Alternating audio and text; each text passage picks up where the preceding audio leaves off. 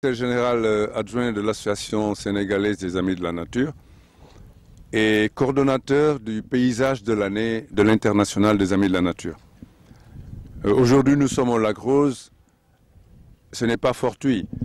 C'est parce que nous avons reçu à la Maison des Amis de la Nature de Petit Mbao 2 délégations qui nous viennent de la région du paysage de l'année, à savoir les jeunes de Djandiambouré ou Makati, et les jeunes de Koungheul, particulièrement ceux du CM de Kumbidja Socé. Nous appartenons à l'International des Amis de la Nature, qui est une organisation qui a été créée en 1895 et dont le siège est à Vienne. Et cette organisation-là, depuis une trentaine d'années,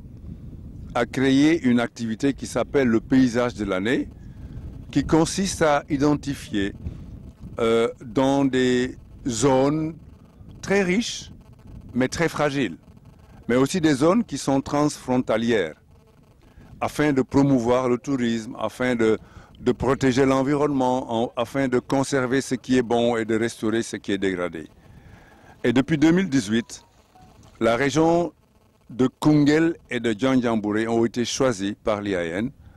pour être le paysage de l'année de l'Afrique. Le premier paysage en dehors de l'Europe et en Afrique, qui a été déjà un très grand succès. On se rappelle qu'en 2018, nous l'avons inauguré au CM de Kumbidja et en 2020, nous l'avons clôturé à Djandiambouré. Mais cela continue parce qu'en réalité, ce que nous visions, c'était le renforcement de la coopération entre les populations des deux côtés de cette zone qui a été choisie. Et cette coopération va dans tous les sens, à savoir la préservation de l'environnement, à savoir le développement du tourisme durable, mais surtout, le développement de l'intégration à travers l'éducation. Et en parlant d'éducation, on ne peut pas occulter les élèves. C'est pourquoi, aujourd'hui, nous sommes à notre 3e rencontre entre les jeunes de Djandiambouré et les jeunes de Koungheul. La première fois, nous avions fait de l'échange entre les jeunes, mais qui sont allés à Koungheul et à Djandiambouré. Cette fois-ci, nous avons trouvé judicieux de les amener tous à Dakar, à notre siège, et d'en profiter pour leur inculquer aussi des gestes environnementaux.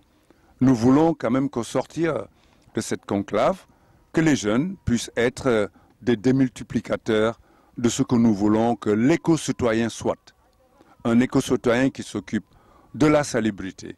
un éco-citoyen qui s'occupe de l'adaptation au changement climatique en reboisant des espèces qui peuvent être très avantageuses pour les populations. Un éco-citoyen également qui s'occupe de la gestion des déchets domestiques. Mais un éco-citoyen également qui a appris à sélectionner les graines, à rempoter et à entretenir des semis jusqu'à un certain âge. Mais surtout, c'est comment faire un reboisement efficace. Un reboisement qui puisse être bénéfique pour les populations et pour la planète. C'est ainsi que nous leur avons appris à vraiment bien gérer des espèces fruitières qui peuvent être bénéfiques pour la protection du climat, qui peuvent être bénéfiques également pour la nutrition familiale, mais qui peuvent également, comme on dit, apporter un revenu pour la famille. Voilà en quintessence ce qui nous réunit depuis le 24 juillet à Dakar, et cela prendra fin le 29. Nous avons fait Gorée, où ils ont découvert un peu les affres de l'histoire avec l'esclavage. Nous avons fait le tour de Dakar, ils ont découvert les sites importants, le palais présidentiel, le Parlement, la porte du millénaire, le monument de la Renaissance africaine, et ensuite d'autres endroits de Dakar. Après cela, nous avons visité également Petit Mbao, la mer, pour qu'ils soient conscients un peu de l'avancée de la mer. L'avancée de la mer, c'est en train de faire des ravages dans notre zone, et il fallait qu'on les amène pour qu'ils voient comment ça se passe, pour essayer ensemble de trouver des solutions pérennes. En dehors de ça, aujourd'hui, nous avons été au village des tortues de Sangalkam, ou de No-Fly, comme on peut le dire. C'est un village qui est très symbolique pour nous parce que c'est la main de l'homme qui a fait disparaître beaucoup d'espèces de tortues. Mais c'est aujourd'hui des hommes et des femmes qui sont en train de se mobiliser pour réintroduire des espèces qui avaient disparu. Et nous avons trouvé judicieux également d'amener ces jeunes-là pour qu'ils voient un peu ce qui se passe dans cette zone-là et essayer de démultiplier dans leur pays. En fait, nous pouvons résumer en disant que la Gambie et le Sénégal, c'est un seul pays, c'est une seule culture, c'est un même écosystème. Donc il faudrait qu'on prépare les jeunes aujourd'hui à s'engager aux côtés des adultes pour que demain, la planète soit mieux protégée. Et ce combat contre les changements climatiques,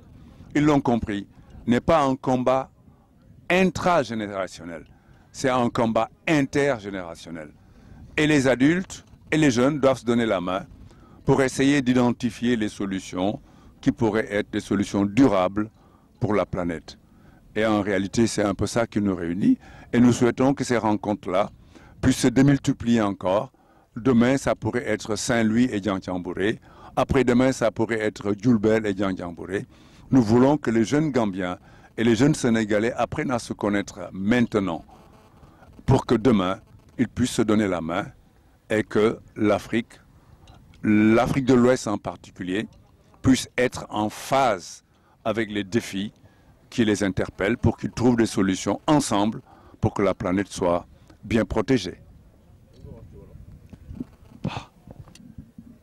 mbégte moo ñu indi ci Lac Rose parce que soo xoolee sama wet di nga fi gis ay xale ak ay mag jógewuñu rek Sénégal dañu jóge ba Gambie ñëw fii ñoom xalelu Diandiambouré ak xalelu Koungheul tase woon nañu ñaari at ci ginnaaw waa Koungheul dem Diandiambouré waa Diandiambouré ñëw Koungheul mais dañu ne loolu rek doyul nañ leen dajale ñoom ñëpp fii ci Dakar ci suñu siège bi nga xam ne mooy maison des amis de la nature bi nekk fii ci route de Petit Mbao ndax ñu mun leen tàggat ci ay xalaat ci ay travaux pratiques yi nga xam ne daf leen di may ñuy comprendre éco-citoyen bi mooy kan éco-citoyen nit xam naa ni su ma ko bëggee wax ci wolof dina xaw a jafe mooy ku dëkk ci dëkk rek te yaa fusuloo dëkk ci dëkk te vraiment nga ci indi nga am ci taxawaay bu dëgër nga dëkk ci dëkk doo yàq mais da ngay defar boobu xale la ñu bëgg a tàggat léegi parce que aussi doon ni xale ba mu màgg nga bëgg koo dugalal yenn xam-xam yi moo tax ñu indi leen fii yóbbu leen Gorée ñu gis histoire bu metti bi nga xam ne suñu maam yi jànkonte woon nañu ak moom ñu yóbbu leen ci ay place yu bëri ci Ndakaaru pour ñu mun ko gis démb dem nañu jàngal nañ leen nan la ñuy jëmbatee ay garab nan la ñuy toppatoo garab waaye c'est que dafa fekk ñun ami la nature dañu gëm ne jëmbat garab am na solo waaye jëmbat garab bi am meññeent moo ñu ëppal njëriñ parce que su boobaa kër ga dinañ ci mun a lekk su bëree ñu jaay ci ba pare ñu protéger climat bi moo tax jàngal nañ leen aussi wax leen ñu ban njëriñ la am tey démb sax am na fu ñu demoon fu tudd plage de Petit Mbao parce que ñu dëkk Petit Mbao te màggee fa gis nañu géej gi mu ngi lekk ay kër yu bëri ñun tamit ñu yóbbu fa xale yi ñu xool gis ni géej gi mu ngi avancé bu gaaw pour ñoom tamit ñu xam ne am na lu leen di menacé te du ñu war a toog ba ëllëg di si soog a jóg dañu war a tey joxante ak mag ñi loxo pour que ñu xool yan jumtukaay la ñuy jël yan jumtukaay yan pexe la ñuy wut ba nga xam ne géej gi ni muy lekkee kër yi dina mun a wàññeeku. loolu dafa lëkkaloog lu ñuy wax changement climatique conséquence su changement climatique donc comprendre nañ ci loolu tey nag ñu ngi ci Lac Rose parce que Lac Rose aussi soo ko waxee am na dimension touristique am na dimension scientifique moo tax ñu indi leen fii parce que am na aussi dimension économique soo xoolee Lac Rose ba ca Rali ba ñëpp ko xamoon ci àdduna mais tey exploitation sel bi aussi xorom bi am na ay limites parce que ëpp na ba nga xam ne aussi am na danger pour lac bi waaye tamit soo xoolee am na njeexital ci koom-koom ci ñi fi liggéey bien que seen liggéey metti na lool parce que li ñu fi gisee di jigéen ñi di liggéey ak góor ñi vraiment lu metti la xaw ma sax nuñ ko war a mun a waxee ci wolof waaye war nañ leen a gën a gestu pour jox leen ay jumtukaay yi nga xam ne dinañ ko mun a utiliser ba seen yaram yi du am ay yenn problèmes yi ndax aussi seen der yi du am benn problème ak yeneen conséquences yi nga xam ne mooy découlé ci liggéey ci xorom bi suñ fi jógee aussi jaaroon nañu fu ñuy wax village des tortues foofu mbonaat yi dañ leen di jéem a dundalaat ba pare delloo leen ci àll yi parce que gis nañ ni mbonaat amoon na fi waaye loxo doomu aadama moo indi yàqu-yàqu yooyu te tey nag waa village de Sans Tortue indi nañu ay jeexital ci nu ñuy def ba delloo si fi mbonaat yooyu amoon fi ñu ngi ci def liggéey bu mucc ayib te ñu ngi leen ci encouragé leen mooy fépp fu ñu amee nit ñi nga xam ne amis de la nature li leen fay yóbbu ñu xam ne am na ay doomu aadama yu jóg ngir jàppale àll bi pour mu naataat parce que doomu aadama lu mu yàq doomu aadama moo war a delluwaat suqaliwaat ko delloo ko fi mu nekkoon donc mun nañ ne ñun suñu taxawaay bi gën a rëy en tant qu'Amis de la Nature du Sénégal mooy intégration sous-régionale parce que pour man Gambie ak Sénégal sax du ñaari dëkk benn dëkk la donc lépp lu ñu mun a def tey ba xale yi Gambie ak xale Sénégal di daje di waxtaan di xamante di miinante di xam problème yi am ci diggante ñaari dëkk yëpp pour que ëllëg bu ñuy màgg ñu mun a màgg ak loolu mun a indi ay solutions yi nga xam ne ëllëgu Gambie ak ëllëgu Sénégal dina mun a nekk benn ëllëg bi nga xam ne problème bu taxaw fële Sénégal dina ci taxaw problème bu taxaw fi Gambie dina ci taxaw dañu bëgg vraiment que Sénégal ak Gambie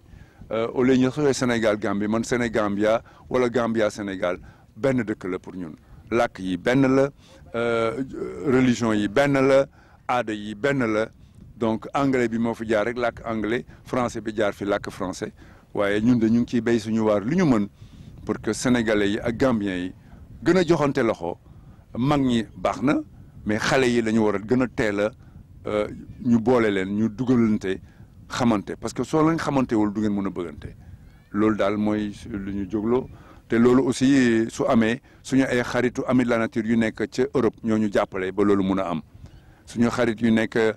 fële ca Wiesbaden Francfort ak Offenbach ñoo dugal loxo ci poos jàppale ñu ba ñu mun a dajale xale yi indi leen fii di leen tàggat fii ak le 29 juillet ñëw nañ depuis le 24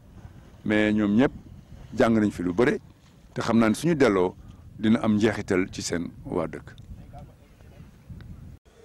À tout citoyen